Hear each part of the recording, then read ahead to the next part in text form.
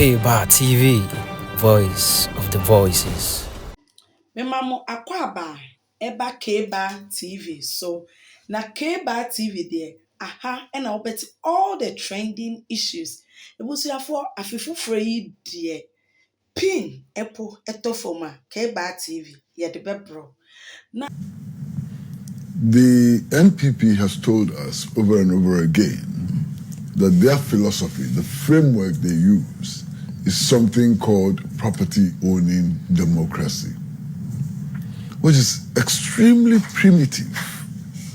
It's an extremely primitive form of capitalism. I mean, you know that capitalism has evolved over a period of time, and it is reforms which has led to modern capitalism. And modern capitalism really carries the title of social democracy. Social democracy is not socialism. It's a variant of capitalism. It's a development. But capitalism in its most primitive form is what is known as property owning democracy. And you might want to trace it back to the days where only those who owned landed property could vote in elections and participate in making decisions, about governance and so on. Now, if you take the history of political science, we are told, for example, that in ancient Greece, that was where democracy as we know it today started developing. But the Greek state had slaves. Slaves who had no rights whatsoever. And therefore, the Greek state, in terms of today's definition, cannot qualify to be a democracy. Because society was stratified, along class lines, and not all the classes had rights, and so on. So, essentially, the National Democratic Congress has never claimed to be a socialist party. What it has claimed to be is that it's a social democratic party which is somehow or can somehow be seen as an advanced form of capitalism. So both the NDC and the NPP are capitalist parties, excepting that one is very primitive and one has pretensions of modernity. You understand? So I think it's important to clear that. Now, having cleared that, there is something else that I think is important to clear. And it's this whole concept of development and how we achieve development. In this Fourth Republic, all the governments we have had exclude the mass of our people from the development process. So development is defined simply as borrowing money, usually huge amounts of money, by big men and women who constitute government, ministers and so on, get together and they borrow huge amounts of money. And then they bring in foreign contractors and consultants to do what they call development. So development is defined as overhead bridges, some roads, some hospitals, and so on. The people of Ghana are not involved in this process of development. They are not involved at all, at any level, in this process of development. Now, I'm hoping that one day we would have a concept of development which clearly implies the mobilization of our people to solve their own problem using their own resources. That, as far as I'm concerned, would be true development. So in terms of strategy, the two strategies look alike. The two strategies actually do not involve the mass mobilization of our people to resolve their own concrete problems of access to education, of improved health care, of better dietary conditions, and so on. And I hope that at some point this will change. Now, it's important to note that the State of the Nation address, as we saw yesterday, was so very full of drama. In fact, the dramatics dominated this address. And the first drama really has to do with the ADC of the president collapsing behind him. And it raises a number of important questions. First of all, it's important to find out what has happened to him. If he fell ill, has he recovered?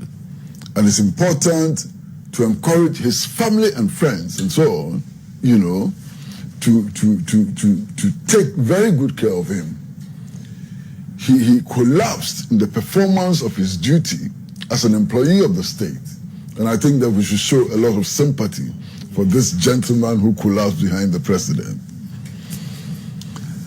Now, one of the questions which arises immediately is, his collapse, was it due to a known health condition? And if it was due to a known health condition, how come that he continued to function as an aide to the president and was deployed to stand behind the president, you know, for this address? You are standing behind the president. It's not just a show. It has so many implications. The role assigned to him also involved the protection of the president in case of an emergency. And if he had a known health condition, he could not have played that role, and his choice must be problematic, you understand? Now, if it was not a known health condition, is it that the health condition existed, but because of lack of examination, it didn't come up? And if that is the case, then there's another serious problem that we need to look at, and it's a security, you know, problem. Now, this guy was on camera, and he didn't collapse all of a sudden. The collapse started. I saw it. It took minutes before he hit the ground, and to the right and so on, before he eventually sank to the ground. Now, for those of us who were watching the address on camera or on television, we saw it happening. Now, my question is, didn't anybody else see this happening? Because if the president is speaking in such a forum, attention ought to be on him. Everything around him ought to be noticed and so on. How come that this guy was allowed to go through those processes and eventually collapse to the ground? Somebody must have failed in his duty, you know, and I think it's an important issue, you understand. The other thing that hit me, you know, was the president's own reaction. It was so very surprising, because I expect that there ought to be a certain bond between the president and his aide-de-camp. In fact, his very life depends on his aide-de-camp. And I was surprised that when this gentleman fell to the ground, the president did not appear to care. He didn't appear to care at all. He didn't go to his aid. I mean, people beyond the president had to rush to assist this gentleman. And that is a huge betrayal of an attitude which is most surprising. Because even people we don't know, if they collapse in public, our reaction is different. Now, there's an ADC to the president who collapses to the ground, and the president does not lift a finger to help him. So I'm standing there, I'm watching television, and I'm saying, what is this? Isn't the president's general attitude to people around him? And indeed, if it is general attitude to people around him, then indeed, it's a huge statement. Then indeed, we must not be surprised at the performance of his administration. So this collapse of his ADC has become, emblematic, and so on. For many people, they may see it as a very small thing and so on, but for me, it's not small. It betrays character. It shows us so many things about the president and his attitude to the people he works with and the people he's supposed to be working for. So for me, that was important.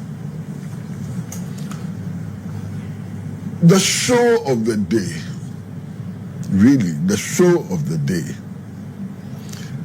was the statement made by the deputy minority leader. That was the major statement of the day. And it gained more attention than the president's State of the Nation address, even though it lasted for only 3.5 minutes. I mean, the craftsmanship was excellent. You understand? The delivery was problematic. I mean, it was delivered in halting English. And please excuse me, I'm just being honest about it. The English was halting, It was not about the diction and so on, but you saw a certain lack of flow and so on. But in spite of that, it was a master speech. It had some mastery around it because it captured the moment and defined the State of the Nation address within 3.5 minutes to the admiration of even the outgoing president himself. And that was a really master speech. The State of the Nation address was supposed to give us an indication of what has happened to this state within the last 4 years. Some say 8 years, but I believe that essentially it's about the last 4 years, what has happened and what has not happened, and whether the government has done well or has not done well. The minority leader summed it all up. I said the verdict of the people is already out there, and the verdict of the people is the results of the election. You can't go to an election and lose so massively and claim to have done so very well unless you are arrogant and disrespect the verdict of the people. Clear? You understand? The power presidents and governments exercise is power which belongs to the people.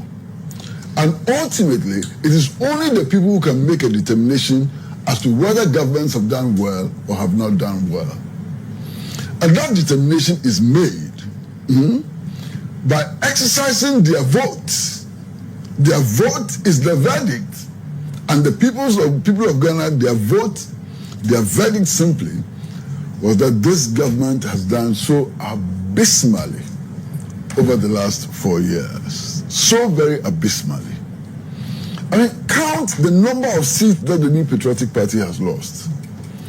And even the seats that it won, the margins were reduced. I mean, this is an incredible defeat.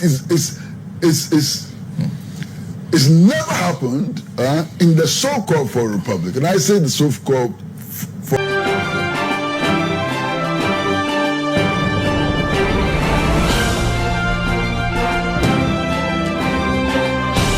Kwasi TV, voice of the voices.